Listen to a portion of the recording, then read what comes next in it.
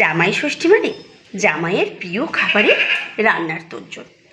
কিন্তু আমাদের জামাই কিছু খেতেই চায় না, কিন্তু তবুও রান্না তো করতেই হবে। তো চলুন রান্না করা যাক। চলুন যাই। পেয়েছি।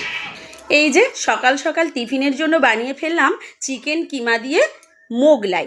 জানি অর্ধেকটার বেশি খেতে পারবে না জামাই, তবুও সাথে ছিল চিকেন আলু কষা, সস আর স্যালাড। তো চলুন এবার দুপুরের মেনুতে যাই।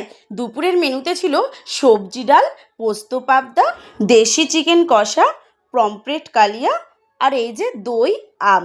আর ভাজাতে ছিল শাক ভাজা, বেগুন ভাজা, পটল ভাজা, আর এই যে গাছের গন্ধরাজ লেবু দিয়ে ভাত। তো বন্ধুরা কমেন্ট করে জানাবেন কিন্তু গতকালকের এই জামাই ষষ্ঠীর স্পেশাল খাবারগুলো ভালো ছিল বেশি, নাকি আজকের মেনুটা?